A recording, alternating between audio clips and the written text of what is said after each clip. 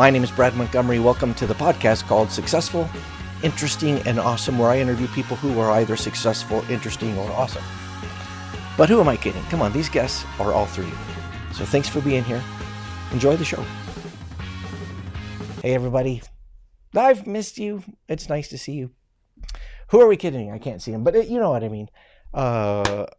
It's a snowy, cold day in Denver, Colorado, but I am super stoked and a little bit warm inside. Oh, did you hear how I made that little transition? Because I'm interviewing a very close friend, but also a guy who just fascinates me because he has such an interesting take on life and he has a really interesting job. Please welcome to your living room, to your earbuds. No judging, wherever you are, bathtub. We got Cosmo Solano in the house. What's up, Cosmo? Hey, buddy. What's up, man? Cosmo is a lot of things. I know that he runs a niche, like a little boutique magic theater in Colorado Springs, Colorado. That's a big deal. Not that many people own a theater. And he also happens to be a world-class magician. But I love this guy because he is a deep thinker about some stuff totally unrelated to magic. So, Cosmo, before we jump into some of that stuff, when you meet people at a cocktail party and they say, well, what do you do? What do you say? I tell them I'm an attorney, anything but a magician. No, that's funny because I start my show with a little talk about how uncomfortable it's been most of my life to tell people I'm a magician. And so I start my show saying, when I meet people and they go, what do you do? I have to tell them I'm a magician and I get the weirdest looks. And I have a whole stand-up bit I wrote for that, which is totally based on truth. So, but nowadays, somebody says, what do you do? I say, I'm a magician.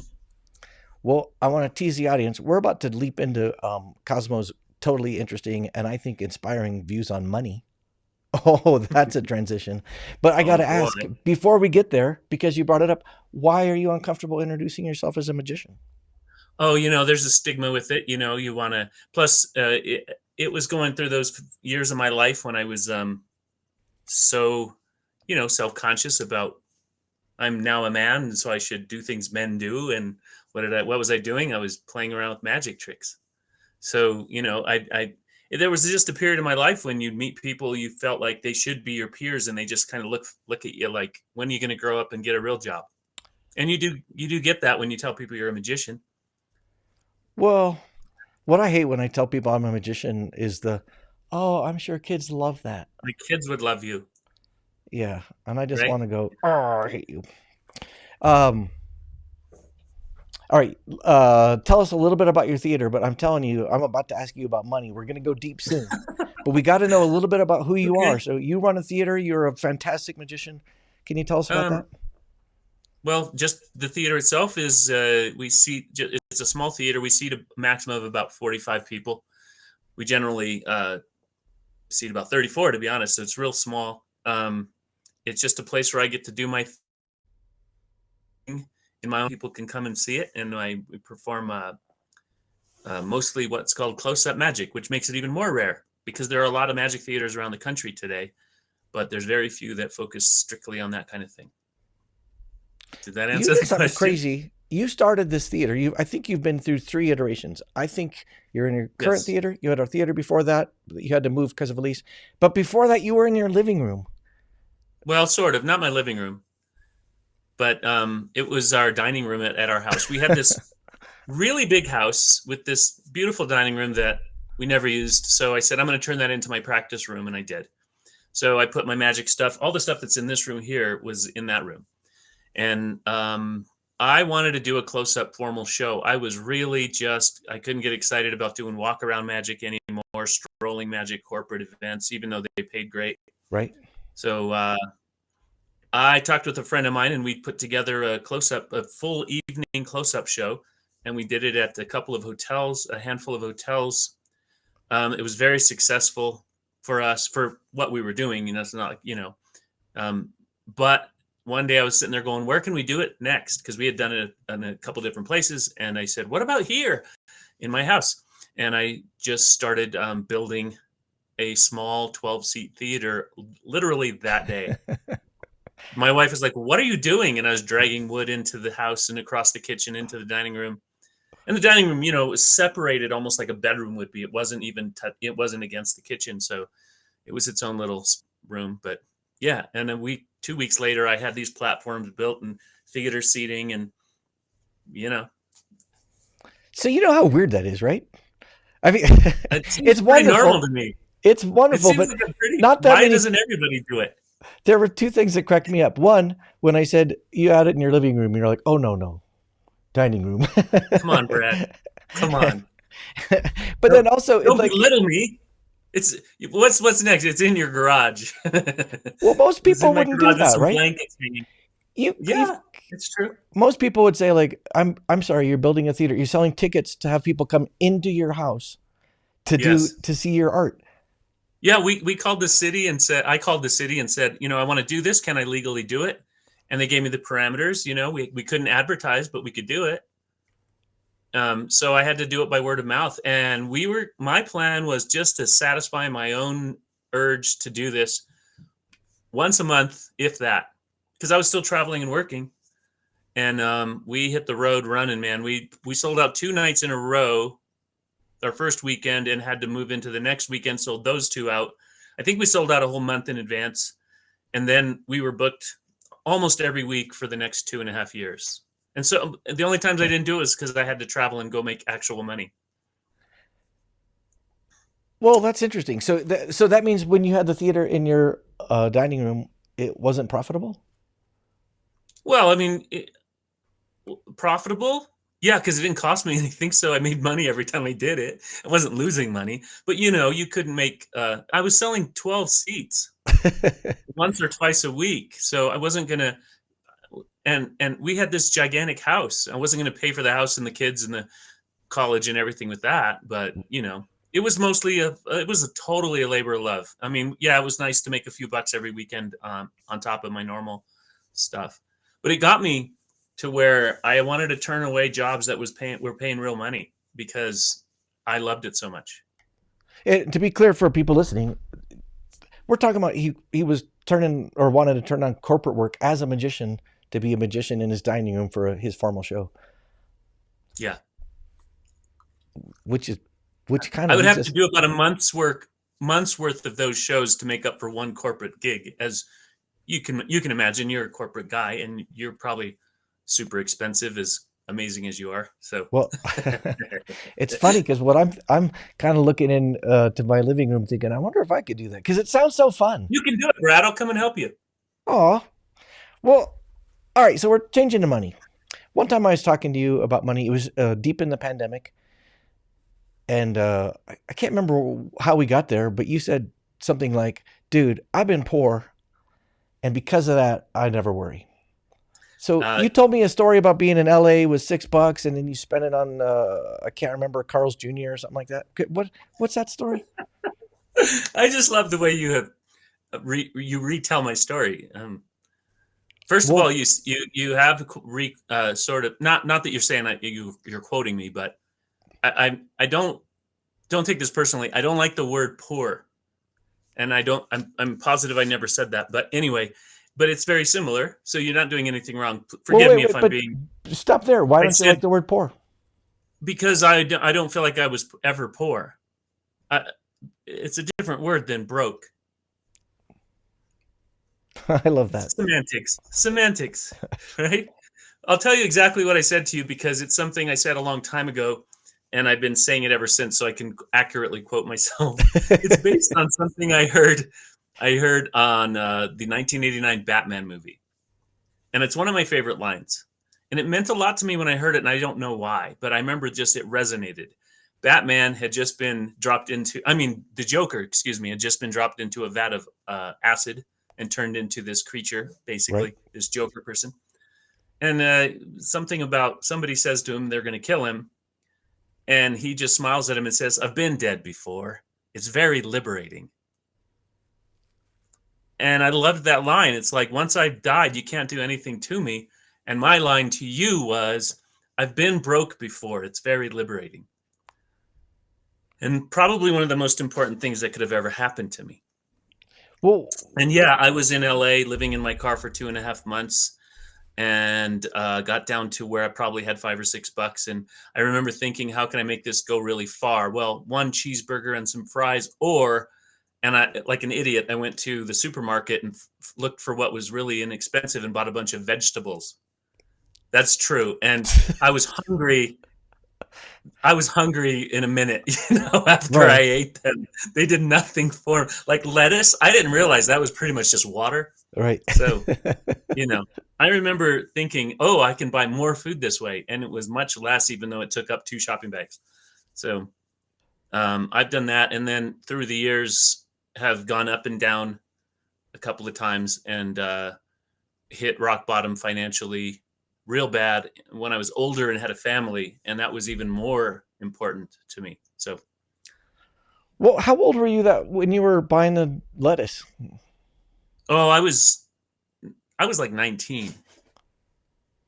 You You were a know, punk, I young was kid. driving a brand new Firebird because I'm a kind of a workaholic. No, I don't think kind of is even accurate, but so I've always liked to work and keep busy and make money and whatever. And so I was really obsessed with money until I was in my late 20s. Um, just thinking I was going to be a millionaire one of these days, you know. I didn't know how, but I read all the books, Think and Grow Rich and stuff like that. Yeah. And yeah, so I was living in a brand new Firebird, broke as could be, with a $300 car payment at 19 and no job. And yeah, so What? working at Pizza Hut, asking for more hours and different things, and doing little shows here and there. And that was in L.A. That was in LA. How you Um, grew up in Pueblo, I think. yeah, How'd you end Pueblo, up in Colorado. on your own in L.A. at 19? Well, there's kind of a long backstory to that, but I won't get into too much. It's a little bit personal, but I'm not ashamed of anything. But I grew up kind of by myself from about 13 on. I lived in an apartment, just me. So I just knew what it was like to be on my own and take care of myself. So jumping in a car, driving to LA where I knew no one, didn't seem like that big of a deal to me. It was a big deal, but it didn't seem like it. I didn't really think twice about it. I just knew I wanted to get out to the Magic Castle, a It's club interesting. in Hollywood for magicians, for those non-magician people. It's so interesting. I have a theory that you are disproving. The theory goes like this: people who come from an unstable background, so in this case, financially unstable, you're by yourself as a young teenager. Those people are gravitated towards super solid jobs. Like they want to be in finance. They want Right. steady, right? They want 9 to 5. They want benefits. And you're breaking that rule, or that Hmm. you're not. You came from an unstable life. It was difficult, and then you're like that was comfortable for you. Yeah, You didn't I go into guess. finance. You went into magic, for crying out loud. But I sure thought I was. I think for a long time I kept saying one of these days, and this may be where my insecurity with being a magician came from for so long. For the longest time, I'd say, I one of these days I'm going to actually do something legitimate, as if what I was doing wasn't. And here I am feeding myself, making money. I remember being 22, 23 years old and making enough money in 1 month to buy a car and pay for a brand new car. It was a little Honda. It wasn't a lot of money, 8 grand or something, but I could walk in and pay for this car. Yeah, And actually, that wasn't the Honda; it was a different car. But anyway, I remember as a young if magician, my those heady if my days ex where is watching, I remember a gig where I made as a very young man $165, and I'm like, I am wow, so rich. I have, oh my gosh, I yeah, just did this. Oh, $165. yeah, Funny how things change. All right, so let's move forward. You said being broke, not poor, is liberating. Tell us about that. Because how well, so? first of all, the experience was so important to me in so many different ways, and almost everything I've ever done since, including my marriage. My wife and I, I was not stable financially when we first met. It really put her through the ringer, and we broke up for a little while, and we had 2 children, and we loved each other. We were crazy about each other. We had a blast all the time. But she moved out, and long story short, came down to it. I just realized, worst case, we're together and we're taking care of our kids, whether we live in this town or this neighborhood or that kind of a house. Worst case, we're still together, we're still alive, we still love each other and our kids. And after 14 months of being broke up, she realized that was more important than how much money we had in the bank, and we got back Oh, together. But it's been the sort of yardstick, if you want to call it that, for me, for everything. My business, my current business, my emotional stuff. I always say, I've hit rock bottom. Everything that I do today is better. That's what I mean by I've been broke before. It's very liberating. I can't complain. I can't be broker than I was, with no money, no gas in the car, and two car payments behind. You know what happened to me at that point. And by the way, really, I don't say that I've been broke before thing based on when I was 19. It's more based on when I was older, because it happened a couple more times in my life. But when I was living in my car, I was working at a Pizza Hut, and the owner knew that I was broke. I mean, the manager, and he gave me 60 hours a week and more if I wanted it. He would let me work. He would make up jobs. They would close, be gone, and I'd be there doing stuff at night, and because I needed the money. And before I could make enough money, they came and repossessed my car while I was living in it. So that was that was fun, right? So I is had that like no out of place to a sleep. movie? The repo guys are saying, Oh, I was working. There was customers, and a guy walks in, talks to one of the other employees, comes and gets me, says, "We have to take your car." And the guy was super cool. He knew I was living in it, and he was super cool, and he was very helpful. And the manager of the Pizza Hut let me put all the stuff I had jammed in the back of my car up in the attic of the Pizza Hut. Well, and then he was like, "Where are you going to sleep tonight?" And one of the employees there had an apartment. This girl and her boyfriend had an apartment, and they put me up, and I stayed with them for a couple months. It was crazy, but you know, "Yeah, that is crazy." it just it Was made me appreciate every little thing I have all the time. And also, I look at this, I look at something tough that comes along or seems insurmountable or impossible or scary as, what's the opportunity waiting on the other side of that? I get kind This is going to sound crazy, but when the pandemic started and we shut down, I kept thinking this is going to be great when this is over, because this is bad. I just kept thinking it. I never got down. I just went about my day. You know, it was very interesting because I didn't know I was gonna react that way. I just did. I think that's when we were talking because at Yeah. that early part of the pandemic, I was totally messed up, like totally. Hmm. I was depressed and And I don't blame not happy. And anybody you're for like, that. "Yeah, life is great. Come on, I've been broke." It was you. It was, but it was inspiring. I don't. I wasn't. It Oh, sounds like I'm mocking you, but really, I was inspired. most people, no, never mind. Well, I think in every job and in Western culture, but especially for people who work alone, for you're a solopreneur. Wealth and money is like a way to measure success, right? Because it's Right. not the only way to measure success, but it's sort of helpful. If no one's hiring you as a magician, you might suck. If people are hiring you and giving you money, you might be good. That yardstick doesn't seem important to you. Am I right? That's Yeah. I don't think. I mean, yeah, I'd love to have more money. Believe me, I'd love to be able to say, "Hey, let's run off and take a vacation just for the heck of it." But it just doesn't. There's no motivation for me to go out and work hard from that. If I get that, great. I hope so. But I don't wake up going, "I'm going to work harder so I can have more money." Um, it was right after my wife and I had been back together. We got a house here in Colorado Springs together, and I was talking to a friend of mine, and I said, I'm the richest man in the whole world." And I was not working, not sure if I had enough money to live in this house for a few months because I had a small, nice little, what do you call it? What do you call that when you get a big chunk of money at once, like a windfall or whatever? Yeah. Because I had Or put some I products call out. it burglary. That's that too. I had just knocked off a 7-Eleven, so I was doing pretty good. No, I had just put some products out because I was desperate. It's a long story, but we went completely belly up in Las Vegas right after I made the most money I'd ever made in my life. But we wanted to get out of there to raise the kids somewhere. So we moved from Las Vegas back to Colorado Springs, and trying to get out of Vegas after, well, our lifestyle was just pretty high up. We just went broke trying to get out because we couldn't get rid of the house and all this other stuff. So by the time we got here, we had enough money to live in a motel for 2 weeks. And Murphy's Magic Supplies, which I have is my distributor, uh, unexpectedly sent me a check for a good amount of money because I had new products that they were going to take on. And Mm. they had no idea I was broke. They just said, well, we just thought we'd get this off our books. And so now I had some money, but I still had no work. And I told my friend on the phone, I said, I'm the richest guy in the world. I love my family. They're with me. I'm happy. I'm Oh. alive. I'm having fun. And I'm, as long as I can keep my head above water, it's a good day.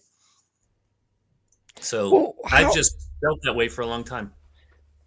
So, what when we were little kids, we learned that parable or fable about the I can't remember one animal put stuff away for the winter and the other animal played Mhm. during the summer, Yeah. and then were you that carefree guy playing, and then you spent through your money like that, or was it some trauma or tragedy that made you lose your money?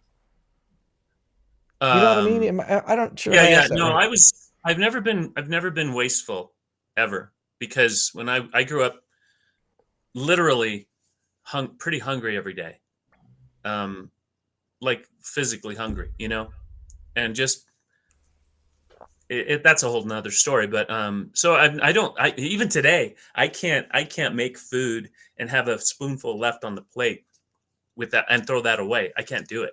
Right. It's very difficult for me. So no, I've never been like throwing my money away. It's just that I've never been much of a real planner either, like preparing for the future. A lot of the times it was because I barely had enough to get through the day, but I'm a very much live in the moment person now. And I'm not saying that's a great thing. But I'm a lot smarter about it now. I mean, I'm not like I was when I was in my 20s, but trying to save a little, make a little more money. And now I don't have any desires for anything. So when I do make a little extra money, it's socked away. I don't go out and buy a new TV or a new car. I just have no real material desires. I don't want a better car. I don't want a bigger TV. Well, I did get a bigger TV. I love a big TV. Who doesn't love a big TV? But no, seriously, I just have no material. Christmas and birthdays, nobody knows what to do because I don't seem to want anything. So Well, I'm it's good. so part of the fascination because I find you to be inspiring to me. Like for me personally, you help me because like Really. in the pandemic, I was telling you. Oh, well, I'm telling everybody now. I had enough money in the bank so that I was fine, but there was a psychological thing that I wasn't earning anymore. I was only spending. I wasn't earning. And again, my wife was adorable and helpful, and she'd literally come and pull up the bank on the computer and say, "Look, Brad, shut up. We're fine. We are fine." Right. But that transition from earning to spending was really hard to me. And then when I talk to you, you're like, it's fine, it's great. And I'm like, wow, this guy is super carefree. And I wonder if part of it is our backgrounds because you grow up with some chaos, and you just mentioned you were physically hungry, and that wasn't me. I grew up with two parents who loved each other, and there was money in the house, and Yeah. we had what we needed, totally stable. And yet, as adults, I'm a little more. I struggled in the pandemic more than you did, at least emotionally. Yeah. Um, I don't know. I don't know how to explain it. I mean, I'm certainly not suggesting people just live willy nilly. I don't. I'm a lot more careful now that I'm smarter and older. But I'm all. Here's the thing. It's not that I don't care about it and I don't want more. It's that I don't let not having it affect me. So because that doesn't mean anything to me.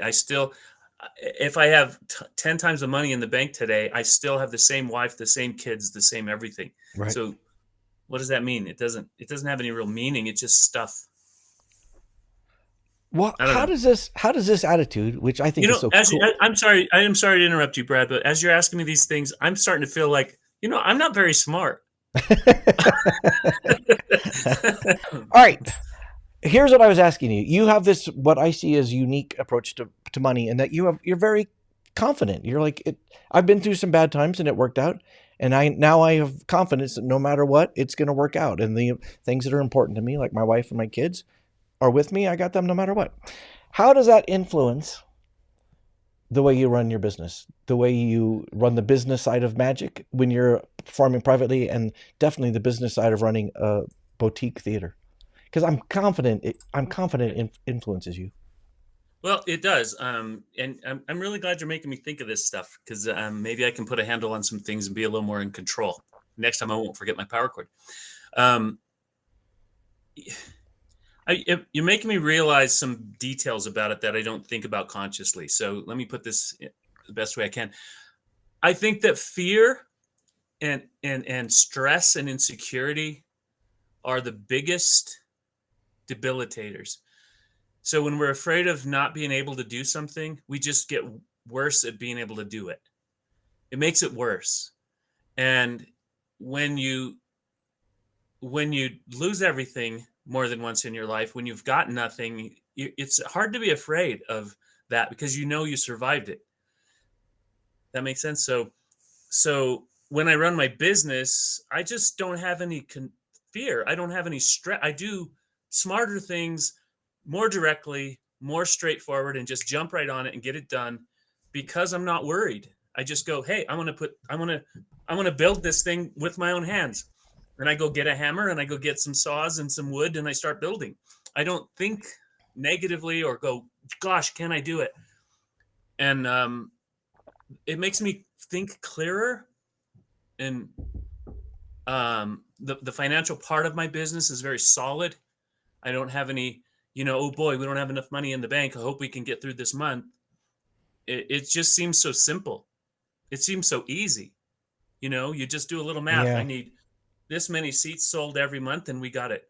And then I need to go over this so that I can make money for myself. And that's it. And you just do it, and it also opens up the creativity a lot.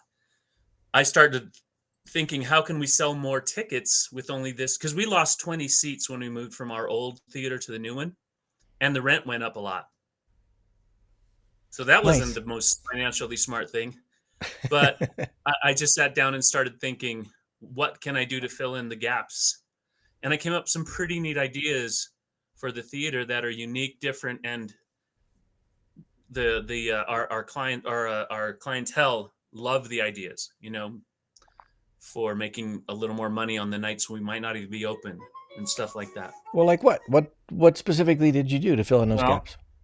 one of the things that we just added and we've only done a couple of times because I haven't put it on the calendar yet or on the product list, if you want to call it product, is and this came from the pandemic actually, which is interesting. I was thinking before we closed down, how can we stay open and follow the rule, the 10 people rule? There was a rule that you can't have more than 10 people together. Ah, So I was going to shift all of our shows that we've been doing for 2.5 years that were just starting to take off like crazy and shift it over into a whole. I said, if I have to do 2 or 3 shows a day, I will. And I was going to shift it over into what I gave it a name, the salon shows. And they're, you bring 10 of your friends, you pay one fee, one price, and I do a private show for you and 10 of your friends. And that was going to be our only product until this little pandemic thing was over. Unfortunately, they ended up just shutting down theaters completely, so we never really got to try it.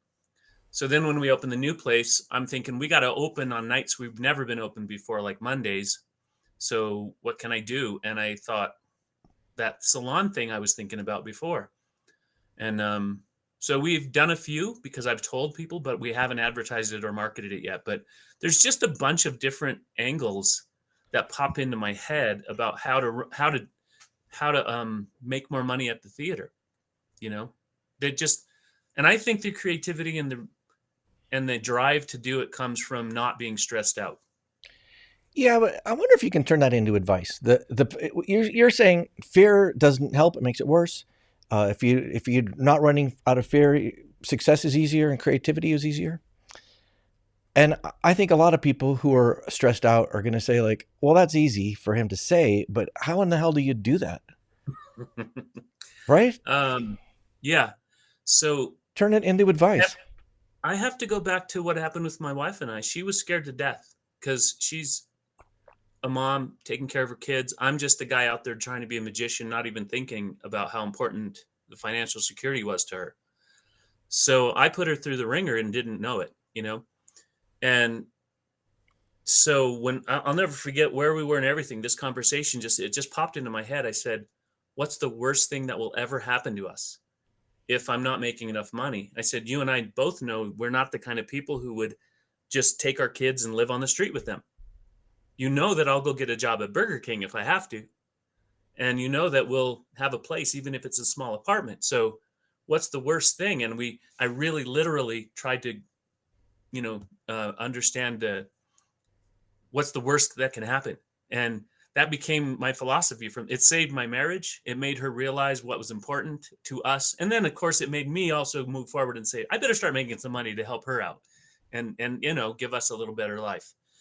So if you want to turn it into advice, Yes, please. just realize that you got nothing to lose and go for it. I don't know, I mean, that sounds so cliche, right? It's just, gosh, I don't know, I got a new one for you. Just do it. I That's my original thing. Yeah, that's all there is. That's all I got. I mean, I literally will get an idea and not even think twice and just go try it. And it may not work, and I don't care. And if it does work, yay, woohoo! You know, I yeah. didn't know that the theater would work. Well, yeah, I did. I just said this will just work because I want it to. Well, let me give it. I've got an observation about your theater, and I'm going to ask you to comment. I think I've said this to you. You do some hustling with your theater, and you've been really clever about TripAdvisor, and you getting press from local press, and there's some things that you were actively doing. I think you have a Okay. email list that is pretty active, but also you're not running around shaking the trees all the time, freaking out about how do I get 8 more people in here tonight or whatever. I think your business plan is this: just make sure I create a very unique space that I love, and make sure that the show is really good and it'll work out. And I think a lot of people who were more tense would be like, well, yeah, let's do that. And then let's go shake all the trees and hustle and Yeah. whatever. Work group. I don't know, even the group. I was about to say Groupon, which I don't even know if it exists anymore. But Yeah, you know what yeah, I it mean? does. But You yeah, just seem at peace. Like, yeah, I'm putting out a fantastic show and people are starting to find it. And in fact, that's true. I And feel like I'm giving answers for your audience that are probably disappointing, but I'm just gonna say what's on my mind. yeah, Um, honesty is best. I am. You said it best. You said I'm at peace. That's been my goal for a couple decades. I write a lot, and I've written papers and essays on finding peace. Specifically, one of them is called "Finding Peace," and it's my therapy. It's my way of dealing with life. I write. I write almost every day, a little or a lot. So anyway, so I have to bust a balloon here. I I have gotten a ton of press since we reopened, which we didn't get the first time because we were off the beaten path. And when we moved to a much more visible area. And I've been on the Fox channel here 5 or 6 times. Um, they just did a big, huge piece in our newspaper, which brought in a lot of people. A big, huge interview on their website, so that was a big deal. And I've been on the NBC affiliate here recently, and I have not lifted a finger to try to do that. So you were like, "You're out there getting press." I wish I could take credit for that, but no, I Yeah, just but and actually so it that goes that back to the important thing, which is for me, okay? And this is the part I hope I don't disappoint people because I'm not giving you real answers that you might want, but uh, I told you this a while back and you've repeated it back to me. My business plan is do the best show I can and make the people as happy as I possibly can from my heart. And, if you build it, they will come. That idea. And that's literally all I've done. Now, I'm not stupid, and I do like numbers and I know how to build spreadsheets, so I do the necessary things, but I'm not crunching numbers all day long. I know that the rent is this much and I got to sell that much to pay it. And then I just see what happens, I guess. I feel terrible because I feel like I should be giving you the secret to success No, here. I feel that I'm very successful. I love what I do. I make more than enough money. We have a nice home in a really nice neighborhood, all that stuff. My kids are healthy and we don't want for anything. So, but I don't know that I have any real success advice. yeah, but I think I just did a bad job presenting it. You didn't break anybody's bubble. You're giving me exactly the answer I want. I think so often people in life are focused on all of the peripheral things. Like, so Yeah. for example, entrepreneurs are like, oh, how do I run my social media presence? And I got to improve my LinkedIn profile and all those things, which are totally peripheral to whatever it is they're selling or doing or providing. And you're saying I'm totally focused on that one thing that I'm selling, producing, providing your show. I'm going to make the best show possible.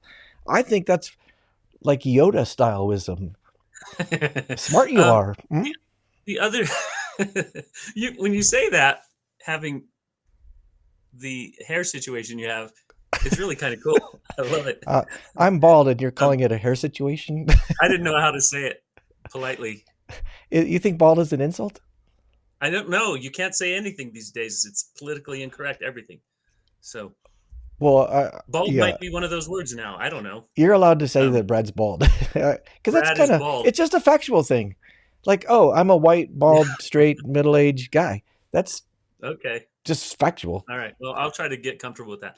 But Um, also supremely good looking. I think we'd all have to oh, agree. you have the most beautiful blue eyes, Brad. Aw, ah. Just get All them. right. So I what? want to finish something I started saying if I Oh could, yeah. because I'll regret that I didn't say it.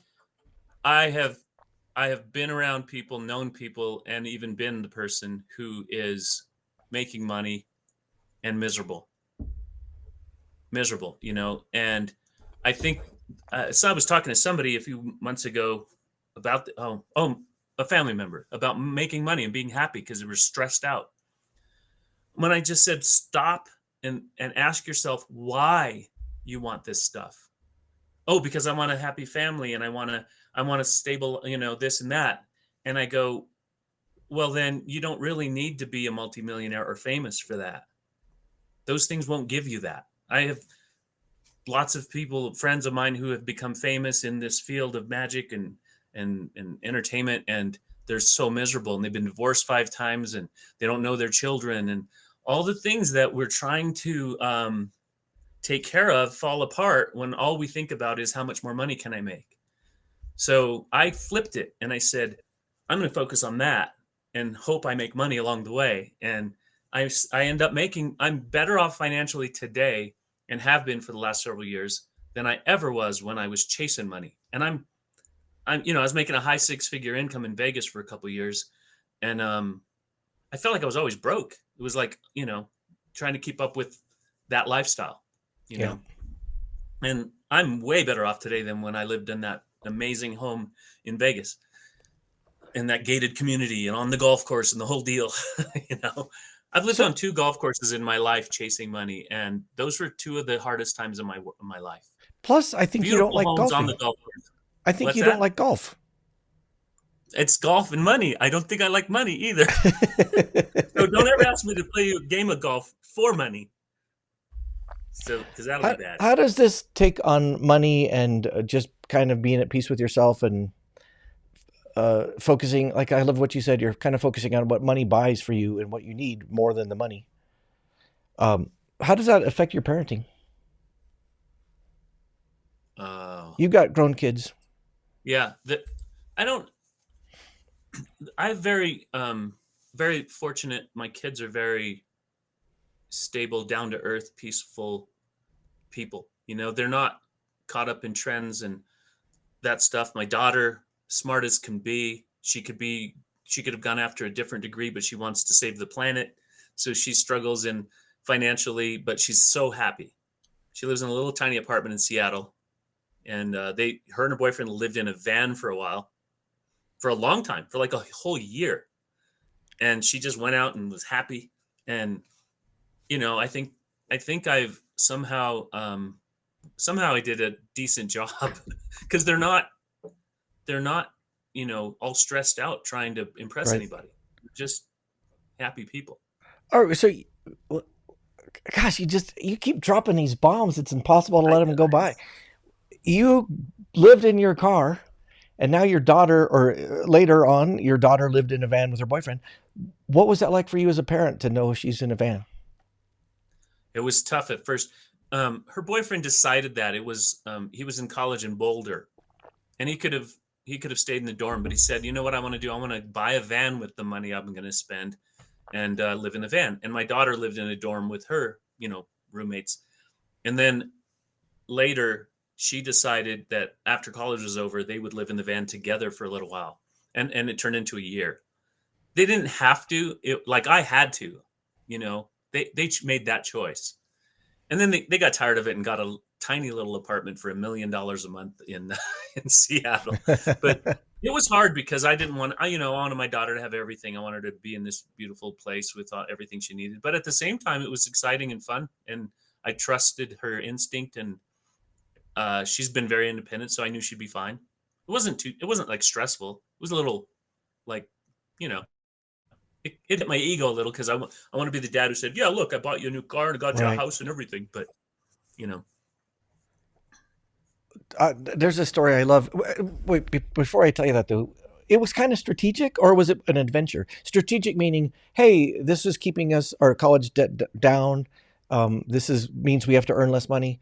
Was it yep, strategic like that, or yeah, were they just like, it's fun, it's adventure, we're young, we're hippies? no, I think it was mostly strategic. It started that way at least, and well, yeah, and when she moved in with him into it, it was also because we could save some money.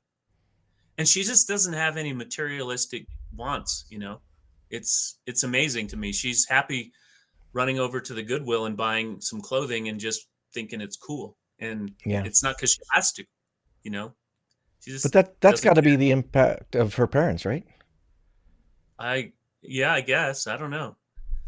I mean, we grew up in nicer neighborhood. They grew up in nicer neighborhoods around people with money. And so there was a lot of times when they felt a little bit like, how come we're not doing the things they're all doing? And it's because I was trying to push myself into that lifestyle for them, even if I wasn't really quite making the same money as all their friends' parents were. You know what I mean? So I was trying to pretend I was part of that group Yeah, I hear for you. them. I wanted them to have a nice home, nice neighborhood. So I scraped by for a long time doing that. So I figured she'd become more materialistic since she didn't. She was the one in her groups that never had that, and instead, she just loves that now. She has no attachment to money and stuff. It's really cool. The story I was thinking of, that I think your daughter would love, and her boyfriend. Uh, I wish I could remember exactly when this was. It might have been 5 years ago, but what happened is there was a Google employee, a brand new guy, just out of school with a ton of debt, and he bought a box truck, so like a bigger truck with a big box on the back, and then that Yeah. was his house, and he parked it at Google. And in it was like a mattress and some batteries to run a reading light, and almost nothing else. Like, I guess he had something for his clothes. And then because he worked at Google, there was food in there, and there was a workout room Right. with a gym. So every morning he'd go take a shower or whatever inside the Google building. Then he'd go work inside Google, eat at Google, and then come back with charged up batteries. And but he got out of college debt like instantly because he was just That's making awesome. money with spending almost nothing. Yeah. And I think you're that kid. It made a lot of news because people are like, "Is that smart? Is that dumb?" Google didn't know what to do with him at first, but in That's the end, pretty I cool. thought freaking brilliant. Yeah. Yeah. If you're willing to live in a box truck, 'cause so in the morning you gotta go lift up that gate. Morning world. Every morning, right. I've imagined that many times and thought that would be cool. Let's change the topic a little bit, to excellence, because you are.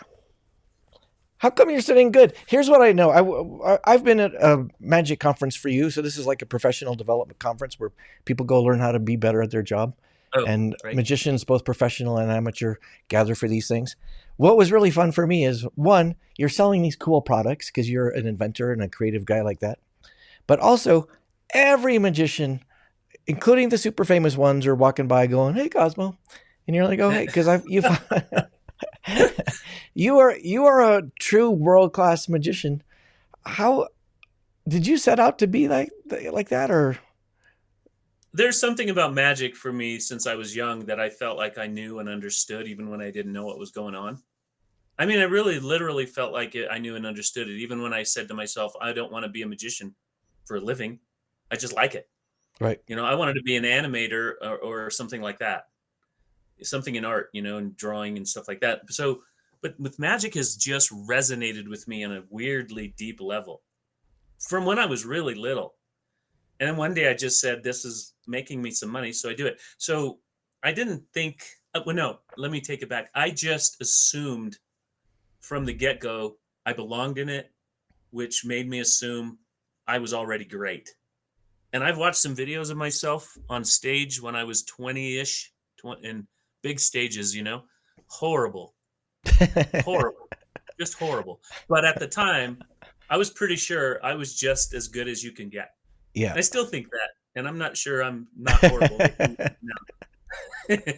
There's just been a weird amount of confidence in it with me. So at the Magic, for those who don't know, Magic Castle, this club in Hollywood where all the top magicians go hang out.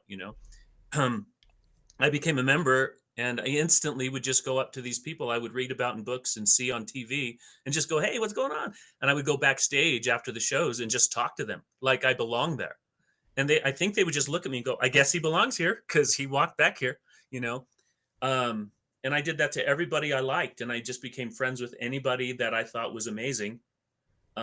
Famous people I watched growing up. So I just decided I belonged there somehow, and that was who I was. So I don't you know. don't have any ooh, I don't know the right word, but some people get weird around celebrities. And so even though these people might not be household names in magic, I know who you're talking Right. about. They're Yeah. celebrities. Yeah. And you, Yeah. you just are like super cash. You didn't have to fake it. Yeah. Right. I have no. I can't believe how many times I've been in the presence of Copperfield, for example.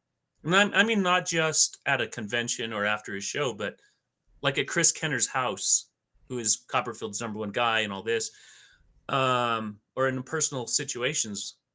My friend Dean Dill's little shop, me, him, and David Copperfield. And I didn't care if I took a picture, got an autograph, just sat there, no big deal. And afterwards, I'd go, "What? I have no pictures of me. I can't tell. I can tell everybody this was my life, but I have no proof. Maybe I dreamed it." Yeah, I don't know what that is. And I met a lot of actors when I was young, famous people, right away when I got to LA. Immediately, still living in my car, and didn't think anything of it. Really, I don't know what that is. Well, when I was a little kid, I felt like I belonged with them. I used to love the Tonight Show, Yeah. and I just felt like those were my people somehow. And I was like 6, Right. you know. That's why I like the Tonight Show because they were famous people just being people talking about their lives, and I was fascinated by that. Did you feel like I when don't you know. were a kid you were going to be Johnny Carson and have that job? I thought I was going to be Jerry Lewis. I Oh, loved Jerry Lewis, and I thought I was going to be him, or like him. are you talking about the Jerry Lewis from the telethons or the Jerry Lewis in the black and white movies that you and I saw in Black and white reruns? movies. The Yeah. black and white movies, not the drunk Jerry Lewis. Well, that's Not so the funny creepy because one. Sorry, that's not nice. I mean, there was a time when he was kinda creepy, right? yeah, yeah. But there Yeah. were, and I think we found out recently he's more creepy than we thought. I don't wanna But know anything you may have found out. um, it's funny to me because the Jerry Lewis in the movies I see is this manic, silly guy, and I Yeah. don't see that. I don't see any of that in you. You are "Hey, silly. lady!" You're funny. You're hilarious, but I don't see it as a silly kind of hilarity. Yeah. Yeah, it just I guess it didn't turn out to be my style, but I did a lot of that when I was younger.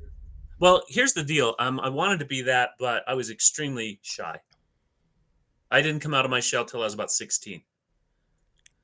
So I was hilarious around my cousins and my very close friends, and then I was the quietest guy in the room if I wasn't just with my very best friends. Right. So inside, I wanted to be that, and I would do that kind of comedy for my friends growing up. fall down, do crazy, silly things. But I wasn't like just a natural Jim Carrey or Jerry Lewis kind of guy. But it was, yeah, I don't know. Got off on a tangent. Well, you're you're you're an impressive guy, and Cosmo, I'm so appreciative you came on this because it's a weird thing. I have this deep passion for magic, so it's very easy for me to reach into my network of magicians and pull in magicians. But I'm also very cognizant of knowing the people listening to this are not magicians. So trying to find these broader themes is fascinating. And you're such an interesting guy. You could talk forever without mentioning a card trick, and I love that about you. Oh, we can talk about card tricks if you want. Then we're going to talk even longer. Well, I just absolutely love the concept, the idea of entertaining people, giving them, having a good time with them, sharing with them what I love. And magic, I happen to just resonate with. I finally realized I was a magician about 10 or 12 years ago. I realized, even though I've been doing it my whole life, and decided to commit to it more in the last 10 or 15 years. A friend of mine said to me, every time I tell him I had a new invention that had nothing to do with magic, he would go, "Stop, you're a magician, be a magician." And so I open my show now with, "My name is Cosmo, I'm a magician." I say it because I'm reminding myself to go all in, be committed. That's what I am. That's who I am. And so that's where it comes from. And I can't stop learning. I wake up in the morning and I'm grabbing a book at 6 o'clock in the morning. I'm practicing stuff all day long. I love it. Sorry. yeah, you're a weirdo. Hey, Robin, thanks for the nice comment. She says she loves magic shows and it's totally interesting. Thanks, Robin. Glad to have you along. Oh, cool. Hi, Robin. I besides saying thank you, I want to lead you to the two questions that I love asking everybody. My bag when I'm doing my job as a speaker, although more and more I'm doing magic, I confess. I know. I love it. uh, my bag is social and emotional support, and I'm really interested in mentoring and coaching and who who are who encouraged you and who are you encouraging. When I say Cosmo, who were your encouragers? Who made you feel it was possible? I feel like that's an even more interesting question for you because you told us you were living alone starting at age 13. So when I say who are your encouragers, I can't wait to find out what you're going to say. Wow. You gave me enough warning for this question, and I really have to admit I didn't think much about it until 5 minutes before we got Yeah, on this. So thanks for prepping so much. Thank I you. know. Very flattering. Well, at least you know it's not canned. Um, I was fortunate enough, and I've said this before, and to other people, uh, because I think it's important, but to have a couple of people when I was growing up, I was quiet. Um, I was a straight A student until my mom got sick and died, and then my life went haywire, and I failed out of everything from about seventh grade on. I ended up dropping out of school. Anyway, it was a rough time. I was not always treated great by the kids at school. When you're the quiet kid and you're all that, you get bullied a little. Even the teachers were kind of mean to me. So there was one or two teachers along the way who just recognized something. I don't know what. They were just more honest. They weren't worried about stuff. And they just, one teacher just put me in a room by myself to just draw for 2 hours. He gave me he talked to the school and gave them told them he wanted me in his animation class and his drawing class. So they were back to back in the morning. And instead of putting me in the class, he gave me my own room, which was the photography room, which wasn't being used. And I would just go in. He goes, "Just come in here, draw, do whatever you want," for a whole year, 2 hours every morning. And um, Who is that person?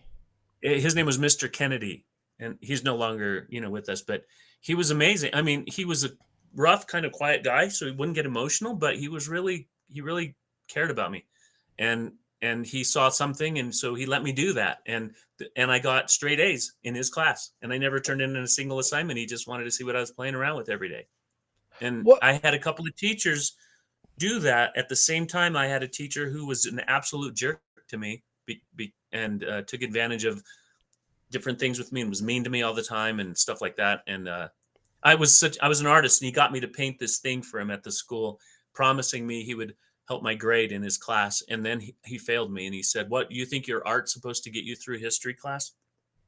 And after the promise he made, so, and he was just a jerk to me. But anyway, because I wasn't a football player and stuff.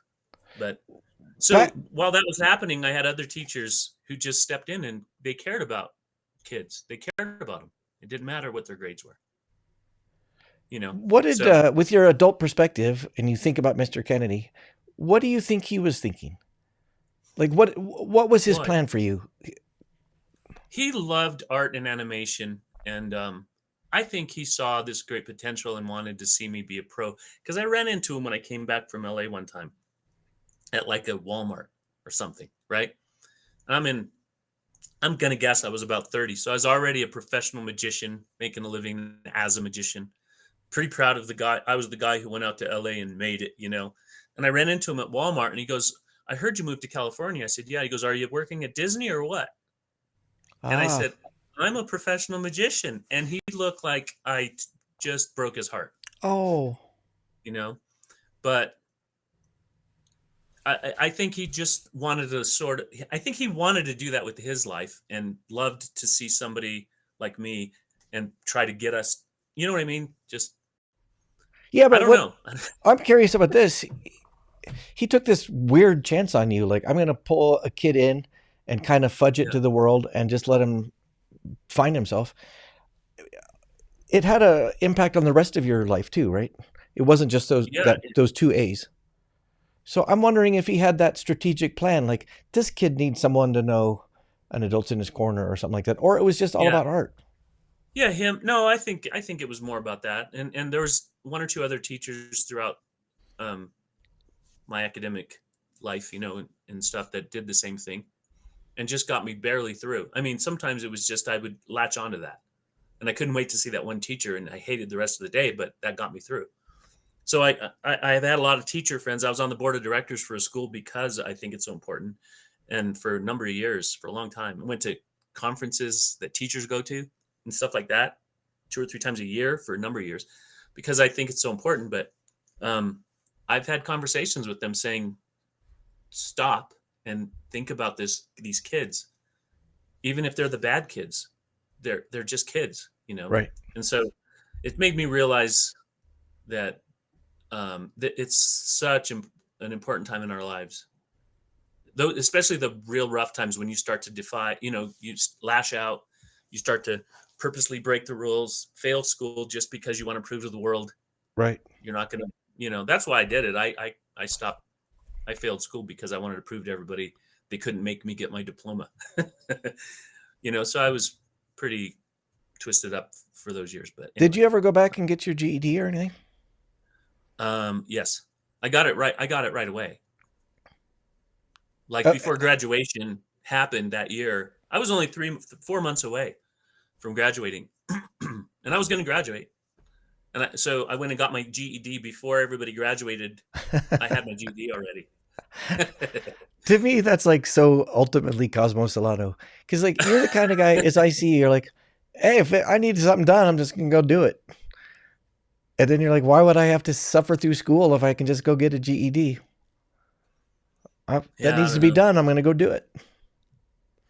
Yeah, I don't know. Interesting, dude.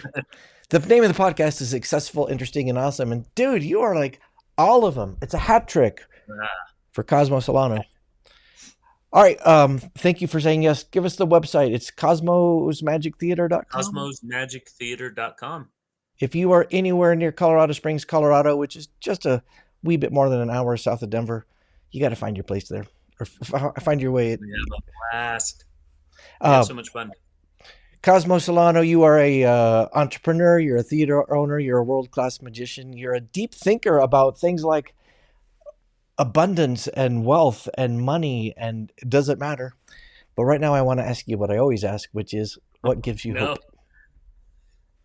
I've tried to think about this for the last half hour. Um, Again, so I think flattering that you would be so prepared. So flattering. this was a tough one when you told me. I said I better think about this. And every time I tried, it was so hard. So I just say, I'll think about it tomorrow. Well, so I think for me, what gives me hope is that nothing is ever as bad as we think. And, and what gives me hope is human beings, their passion for what they love. I see people not happy, hating their jobs, but then I see that, oh, I've got this little thing I love to do. I go home and I tend to a garden, or I go home and I sculpt, or I whatever. Doesn't matter, right? Um, and that just I just want to say, if you could embrace it, it'll change your whole life. I love that whole concept of not chasing material things and money, and then if you get through the time while you're chasing the stuff you love, you find material things and money, and you don't necessarily care, but you get them. And so art gives me hope, I guess. The artists in all of us. And the other thing I have to say, I get excited when we are heading towards or in the middle of really rough times. I get excited because I've never seen a rough time that there's not opportunity, that you can't find new opportunity. And COVID saved and made my business what it is, literally. Um, I had a very toxic partner. I don't want to talk too much about that because I don't really want to make it sound like I'm trying to, vent or air my dirty laundry. But it was a tough thing to be involved in when I'm in love with what I'm doing. I should have a 24-hour day of just happiness, and then Right. he would be involved and I would just go in the toilet. And he panicked and left the company voluntarily. I begged him not to. And as a result, I now own my own business completely. Nobody's looking over my shoulder. And as bad as COVID has been for a lot of people, is one of the best things that could have ever happened. It opened up. Oh, man, I'm really going on about this now. I'm not even answering your question, I don't think. But it opened up grants and things that weren't available to me because pre-COVID, post-COVID, they were like, we got to save businesses. Let's put together some grants. Let's do this. And I was able to gather more money than I had the first time to open. And so we opened a nicer place and a higher rent. And also, landlords were saying, we need someone. So they gave us great incentives. I Ah, mean, I had no money to do this. We had $8 in the bank when COVID hit, in the business account, wow. because we had gone 2 months without shows and were paying rent. We had been making a bunch and doing great, and all of a sudden it was all gone because 2 months no shows Hmm. before we closed. Well, 4 months total. Yeah. Anyway, so what gives me hope? Everything. I just think everything's great. Well, There's always that was probably the worst answer anybody's ever given you. I loved it. We just to show that you actually put your money where your mouth is.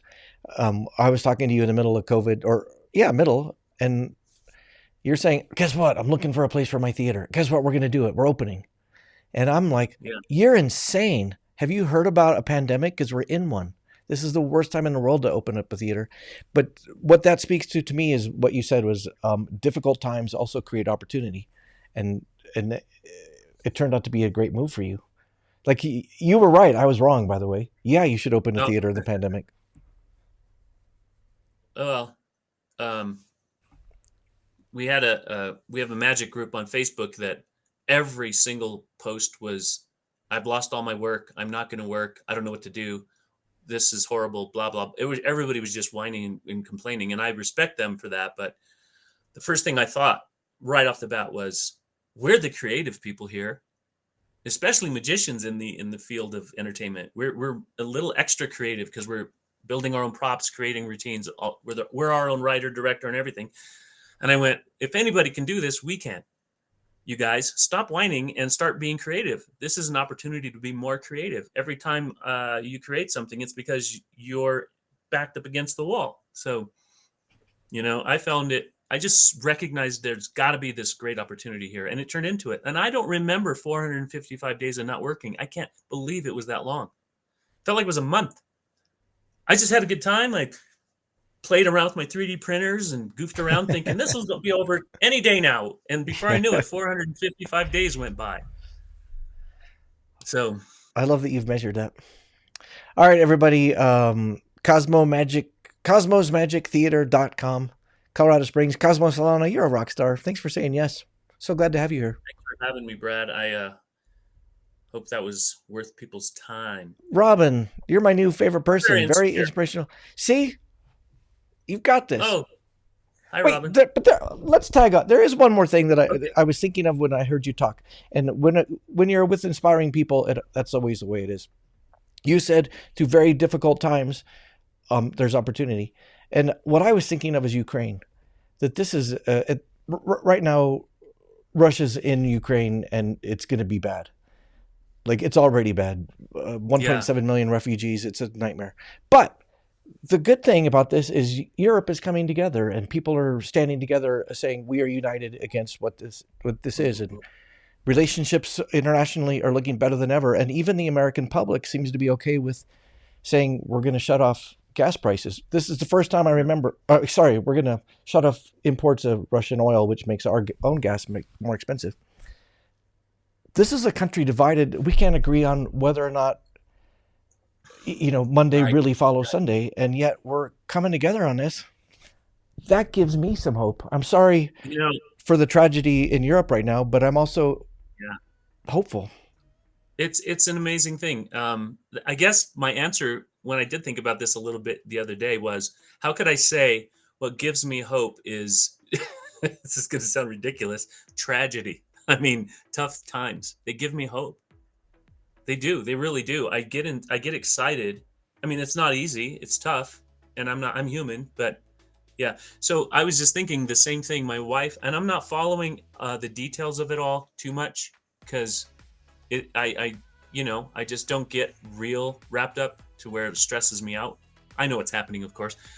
My wife told me this morning how amazing it was that all these countries are coming together and we're coming together. And isn't it interesting that it's right after the most divided time we've ever had in our country?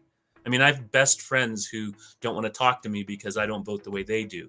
And I have people, it's just insane how we became so divided over things. And it's all hearsay and false things. So this tragedy that's going on over there, and it is terrible, is forcing us a little bit to come together, and think on the same terms about the same things. And I have to quote one more thing from my one of my favorite movies. Okay, and this, I apologize to everybody listening before I say it, but the other favorite line from Batman, 1989, Jack Nicholson, he says, "This town needs an enema." And that is what I look at COVID as, just this thing that came along to clean some stuff out. I mean, force us into looking at ourselves and going, what do we really value? I couldn't be more grateful for breaking up with my wife and being miserable. I was miserable for 14 months. I couldn't stand to be away from her and the kids. Every day was misery, but I couldn't be more grateful for it. Because we're like teenagers now. Yeah. We're excited. It was like our first date every day. I love it. I'm crazy about her. She's awesome. Tell your wife I said yo. Everybody, check out his theater, Cosmo Solano. Thanks, Brad. You know what gives me hope? Hanging out with people like you. Ooh. Hang out with me, everybody. Do me a favor. Help me get the word out. You know how social media works.